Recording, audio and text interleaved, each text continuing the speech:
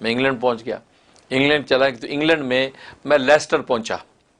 Lester में वहाँ एक आलिम है मौलाना आदम साहब हैं, वहाँ जामे मस्जिद लेस्टर, जो इंग्लैंड के लोग जो सुन रहे हैं तो इंग्लैंड के लोग लेस्टर के अंदर जामे मस्जिद को जानते हैं, तो जामे मस्जिद के उस वक्त इमाम खतीब गालिबन अब भी होंगे, तो मौलाना आदम, तो गालिब मौलाना यूसुफ बिनौरी रहमतुल्लाह अलैह के शागिर्दों में से हैं, मैंने सुना था, या ढाबेल से फारिग हैं वो, ढाबेल में जब बिनौरी पढ़ाते थे शायद उस वक्त उन्होंने पढ़ा। उनके दामाद मौलाना फ़ारूक वो बहुत सी बुक्स वगैरह की सेलिंग का काम भी करते, आलिम हैं, वो उनके साथ हमारी हेलो हाय दोस्ती थी, तो गोया कि हमारे मेज़बान थे। मैं लेस्टर पहुंचा तो खैर वहाँ उन्होंने कहा जी आप जो इफ्तारी हमारे घर करनी है, तो मौला आदम साहब के घर में हमने इफ्तारी की, मौला आदम साहब से भी हमारी मुलाकात हुई और हमने वहाँ खाना वाना खाया। अच्छा, अगले दिन भी मैं लेस्टर में ही था, तो अगले दिन असर की नमाज का वक़्त था, तो ख्याल हुआ कि असर की नमाज जामे मस्जिद में मौला आदम साहब के पीछे पढ़ते हैं, क्योंकि मौला आदम साहब बयान भी असर के बाद किया करते थे और वहाँ पर जो बहुत मजमा इकट्ठा होता था। अब ये मैं वहाँ जामे मस्जिद लेस्टर के अंदर पहुँचा हूँ। अब जैसे मैं जामे मस्जिद लेस्टर के अंदर दाखिल हुआ हूँ तो पूरी मस्जिद भरी हुई है, लोग इंतज़ार में बैठे कि अभी नमाज खड़ी होने वाली है, सफ़ बंदे से बंदा लगा हुआ है जैसे रमज़ान में दुनिया होती है। तो और साइड से थोड़ी सी जगह थी, वो जगह से इस साइड पे एक जगह थी, वहाँ पे भी जाने का एक रास्ता था। मैं जैसे ही अंदर गया हूँ उस तरफ, तो इधर से एक शख्स यूँ चलता हुआ आ रहा है, अच्छा तेज़ी से चलता आ रहा है, और उसे मुझे याद है सफ़ेद शलवार सफ़ेद कुर्ता पहना हुआ है और सफ़ेद टोपी उसके सर पे है, और उसका चेहरा जो है, दाढ़ी जो है वो यानी वो है खिचड़ी दाढ़ी जिसको कहते हैं, ना सफ़ेद है पूरी ना पूरी काली है, ज़रा मिक्स है।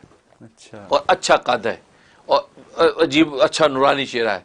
तो मुझे लगा कि एक आदमी उधर से चला आ रहा है, तो मैं जैसे ही यहाँ पहुँचा आगे तो आदमी मेरे पास आकर अस्सलाम वालेकुम, मुझे सलाम किया उसने, मैं वालेकुम सलाम, तो ये उसने मुझे हाथ यूँ बढ़ाया, मैंने हाथ मिलाया, तो कहने लगे कि जेब में हाथ डाला, उसने पहले अपने जेब में हाथ डाला, जेब में हाथ डाल के मुझे कहा कि ये रखें। अच्छा। तो मैंने यूँ लिया, तो वो क्या थे, वो सिक्के थे इंग्लैंड के जो है ना, वो कॉइन, दो सिक्के डॉलर के जो होते हैं, वो सिक्के की शक्ल में ये येलो कलर के गोल्डन कलर के, वो मुझे दिए, कहते ये रखें। मैंने लिए और मैं कि ये अपने पास रखो, मैं कि मैं खिज़र हूँ।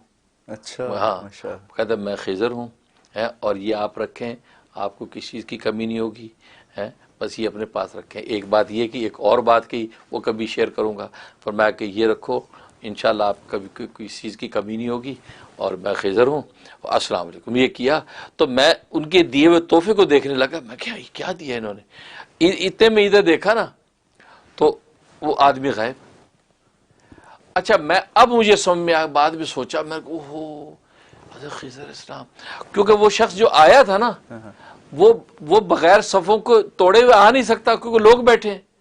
मुझे अब ख्याल है कि यार ये बंदा जो है यूं आता गया आराम से, कोई बंदा डिस्टर्ब नहीं हो, सीधा मेरे तक पहुंच गया, और उसी तरह सीधा वो बंदों के अंदर चला गया, कोई बंदा डिस्टर्ब नहीं हुआ।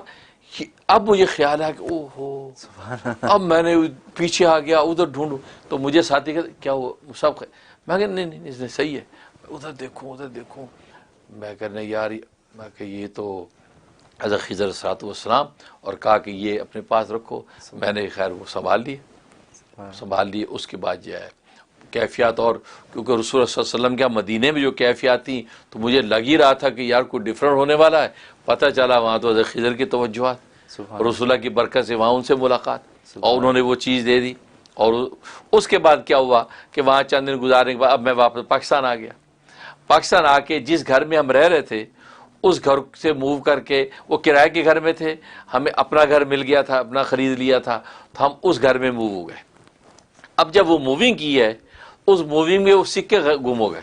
अच्छा, 2-3 और कीमती चीज़ें गुम हो गए, सिक्के गुम हो गए। अब उसके अंदर अंदर मुझे बड़ी बेचैनी, मैं किसी से शेयर भी ना करूं।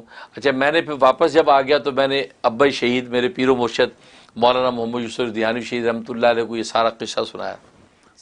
मैं अब्बा जी ये हुआ और ये उन्होंने दिया, तो बड़े खुश हुए, बहुत मुस्कराए और फरमाया कि तुम्हारे साथ अल्लाह की रहमत है, बस कोई परवाह नहीं है, बस तुम्हारे साथ अल्लाह की रहमत है। सुभान 2-3 दफ़ा ये फरमाया। सुभान मैं कि जी जज़ाकल्लाह अल्हम्दुलिल्लाह, भाई आप ही की बरकत है, आप ही की ये तवज्जुआत है, तो माशाल्लाह माशाल्लाह की रहमत है तुम्हारे साथ, सुभान ये कहा। उसके बाद क्या, जब घर मूव किया तो सिक्के गुम हो गए। अब बड़ा बेचैन, अब ये गम किसी को कहूँ भी ना, अंदर ही अंदर सोचूं कि यार कहाँ चले गए। इधर क्या हुआ कि मैं कुछ दिन के बाद रात को ख्वाब देखता हूँ। ख्वाब क्या देखता हूँ कि मेरे उस्ताद मौलाना बदियुज़्ज़मान साहब रहमतुल्लाह अलैह, जो बिनौरी टाउन के अंदर, मैं उनका बड़ा फेवरेट शागिर्द था और मेरे बड़े फेवरेट उस्ताद थे। मौलाना बदियुज़्ज़मान साहब हैं, दूसरे मौलाना हबीबुल्लाह मुख्तार रहमतुल्लाह अलैह शहीद, ये मेरे बड़े फेवरेट उस्ताद, मैं भी उनका बड़ा फेवरेट शागिर्द, ये दोनों उस्ताद हैं। और दारुल कुरंगी है जो मुअत्तक़ी उस्मानी साहब दामद बरकातुहुमुल आलिया और मुफ्ती रफ़ी उस्मानी साहब, तो ये जिनका दारुल, तो दारुल कुरंगी है।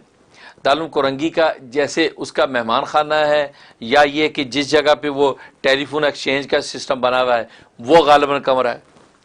तो वहाँ मौलाना सुभान महमूद साहब, जिनको फिर मौलाना सहबान महमूद बाद में नाम रखा, मौलाना सहबान महमूद साहब जब वहाँ मौजूद हैं। अच्छा, मौलाना सहबान महमूद साहब उसको गालिबन हयात थे, क्योंकि उनका इंतकाल जो 2004 में हुआ है, तो मौलाना सहबान महमूद साहब वहाँ मौजूद है। और दारुल कुरंगी के तलबा जो दौर हदीस के हैं वो सारे तलबा उनके साथ हैं। अच्छा, ऐसा लग रहा है कि मौलाना सहबान महमूद साहब को मेरे बारे में कोई गलतफहमी हो गई, किसी हासिद ने कोई ऐसी शिकायत उनको ऐसी कर दी, तो उनको दिल में मलाल हुआ मेरे बारे में, मुफ्ती मुनीर के बारे में, कि यार ये फलां बात यूँ कहता है, ये ऐसा मुझे महसूस हुआ। तो मेरे वो दोनों उस्ताद, ये दोनों उस्ताद दुनिया से जा चुके थे गालिबन उस वक्त तक। हाँ, ये दोनों उस्ताद मेरे जो है वो मौलाना सहबान महमूद साहब से वहाँ दारुल में मिल रहे हैं, मुलाकात कर रहे हैं और मेरे बारे में बात कर रहे हैं। और वो मौलाना बदियुज़्ज़मान साहब ने पहले, और मौलाना हबीबुल्लाह साहब बात कर रहे हैं। अच्छा, मौलाना हबीबुल्लाह मुख्तार गालिबन उस वक्त हयात थे, यानी मुझे सही याद नहीं, लेकिन मौलाना बदियुज़्ज़मान साहब तो गालिबन वफात पा चुके थे। मौलाना हबीबुल्लाह मुख्तार जो है वो बड़े, उनका अंदाज जिस तरह कड़क अंदाज बोलने का, इस तरह बोल रहे हैं और मेरी सफाई पेश कर रहे हैं। अच्छा, कहा कि ये हमारा होनहार तालिब इल्म है, बहुत ही डिसेंट है, बहुत ही हुस्न अखलाक है और बहुत काबिल अज़ीज़ इस्तेदाद है, यूँ करके तकरीर कर रहे हैं। और मौलाना बदियुज़्ज़मान साहब पास खड़े हैं, तो वो खामोशी से यूँ तायद में सर हिला रहे हैं, यूँ करके यूँ सर हिला रहे हैं, और वो आप ये सारी बात। और मौलाना सुभान महमूद साहब को मैं दूर खड़ा देख रहा हूँ, अच्छा माशाल्लाह, अच्छा अच्छा हजरत, माशाल्लाह अच्छा हजरत, वो ये हैरान हो के कर रहे हैं, ये सारी बातें कर रहे हैं।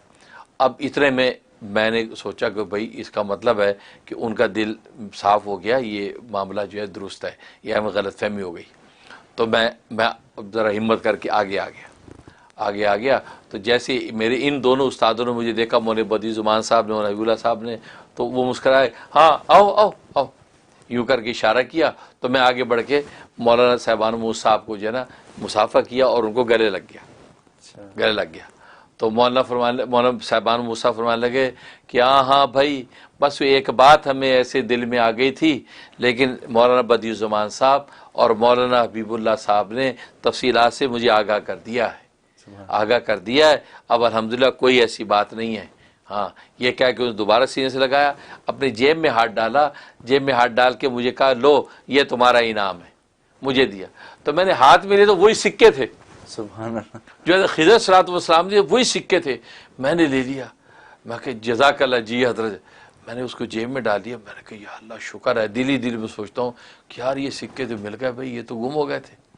अब वो जो तलबा थे दौरे हदीस के तलबा, मुझे वो भी मुसाफा करने लग गए, सब मिलने लग गए, एक खुश कुन माहौल बन गया, आँख खुल गई। अब आँख खुल गई तो मैंने सुबह को घर में शेयर किया घर वालों को, यार ये ख्वाब देखा।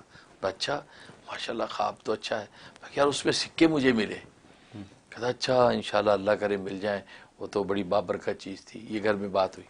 उसके बाद शाम हो गई, रात हो गई, ईशा के बाद का वक़्त था। आप जानते कराची में बिजली चली जाती थी, लोड शेडिंग का दौर था, लोड शेडिंग हो गई, बिजली चली गई। अच्छा, एक तख्त था लकड़ी का, उस तख्त पे मैं लेटा करता था, तो सेन में तख्त बिछा हुआ था, तो मैं सेन में तख्त पे लेटा हुआ था और ये बच्चे जो है छोटे खेल कूद कर रहे थे, अंधेरा हुआ था और वो पंखा, हाथ के पंखा झोल रहे थे हैं। तो ये हम लेटे में, तो मैंने लुंगी बांधी हुई है, बदन नंगा है, सिर्फ लुंगी बांधी हुई है और मैं तख्त पे लेटा हूँ। सामने चारपाई पे अहलिया बैठी हैं और बच्चे साथ हैं, कुछ बच्चे दौड़ भाग कर रहे हैं। अब इस तरह बैठा हूँ, लेटा हुआ हूँ, तो बातें कर रहे हैं हम।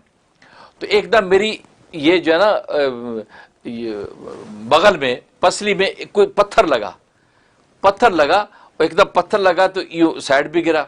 तो उसके बाद मैंने कहा ओह यार ये एमक्यूएम के लौंडे जो है ना, ये पता नहीं ये लोड शेडिंग में भी क्या पत्थर फेंकते रहते हैं यार। अभी ये कह ही रहा हूँ तो दूसरा फिर एक और लगा। अच्छा मैं कहा यार ये तो यार कुछ देख ताक करके मार रहा पत्थर भाई।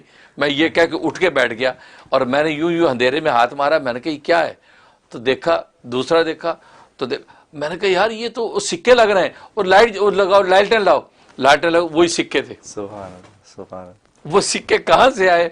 रात मौलाना साहबान मोहम्मद साहब ने मुझे दिए और वो मेरी ये पसली में लगे हैं और सिक्के मेरे हाथ में। अल्लाह अकबर। मैंने कहा ओहो ये तो वाकई अल्लाह तबारक व तआला ने अजीब मामला किया। ये सिक्के मुझे इस तरह वापस आ गए और नतीजा कि फिर मैंने उनको अच्छी तरह संभाल कर आज तक संभाले हुए। और रमज़ान में आखिरी अशरे में जो मोतकफीन आते हैं तो मैं उनका की ज़ियारत भी कराया करता हूँ। तो वो ज़ियारत करते हैं और उसको ये नेक फाल लेते हैं, उसकी बरकत से दुआ भी करते हैं। तो ये सिक्के इस तरीके से मुझे पास पहुँचे। उस वक्त मुझे अंदाज़ा हुआ कि मौलाना सुभान महमूद साहब जो हैं वो माशाल्लाह उनका भी कोई राब्ता है, वो माशाल्लाह किसी मुकाम पर हैं और अल्लाह तबारक व तआला की कुछ तकवीनियात में से किसी मुकाम पर अल्लाह उन्होंने कायम कर रखा है कि कैसे हज़रत खिज़र सलातो व सलाम के दिए हुए वो सिक्के मेरे गुम हुए और कैसे उनके ज़रिए से मुझे पहुँचे। और ये जो बात कि वो उनको को गलत फहमी हुई, इससे एक सबक आया कि देखो भले आप हक पर ही क्यों ना हो, लेकिन अगर बुजुर्गों के दिल में आपके बारे में गलत फहमी कोई आ जाए तो बरकत रुक जाती। देखो वो सिक्के हज़रत खिज़र सलातो व सलाम की जो एक तोहफा मुझे मिला हुआ था, लेकिन मौलाना साहबान महमूद साहब के दिल में क्या गलत फहमी आई, उनका दिल वो हुआ कि या मलाल आया तो वो सिक्के मेरे गुम हो गए। तो इसका मतलब है कि बुजुर्गों का मामला बड़ा नाजुक होता है। लोग इसको बड़ा आसान समझते हैं, यार छोड़ो यार हमारे जैसे तो हैं, मैं तो हक पे हूँ, गलत कह रहे हैं। वो नहीं, वो हज़रत आलिम रब्बानी हज़रत मौलाना रशीद गंगोई रहमतुल्लाह अलैह फरमाया करते थे कि इन अल्लाह वालों की सीधी तो सीधी होती है, इनकी तो उल्टी भी सीधी होती है। सुभान अल्लाह। इनकी तो उल्टी भी सीधी होती है, लिहाजा इनका दिल कभी ना दुखाओ, कभी इनके बारे में ऐसी बात ना करो जिससे मलाल आए, क्योंकि इनके बारे में तो फरमाया अल्लाह भी सब्र नहीं करता। अल्लाह अपने बारे में सब्र कर लेता है, अपने वलियों के बारे में सब्र नहीं करता। तभी तो बुखारी की हदीस है, मन आद अली वलियन फ़कत आज़ान तो बिल हर्ब, जिसने मेरे किसी वली के साथ अदावत रखी उसको मेरा ऐलान जंग है। अपने बारे में नहीं कहा अल्लाह ने कि जिसे मेरे साथ अदावत रखी उसके मेरा ऐलान जंग है, नहीं, फरमाया जिसे मेरे वली के साथ। तो उससे ये एक सबक सीखना चाहिए नाजरीन को भी कि अल्लाह वालों के बारे में कोई छोटी बात ना करे, क्योंकि छोटी बात करना आप पर जरूरी तो नहीं है, क्योंकि छोटी बात की वजह से कोई आपकी निजात तो नहीं होनी, या अल्लाह ने पूछना तो नहीं कि तूने फला बुजुर्ग के बारे में छोटी बात क्यों नहीं की। ये बिला वजह टाइम वेस्ट है, बिला वजह अल्लाह की यहाँ अपनी क्रेडिबिलिटी खराब करनी।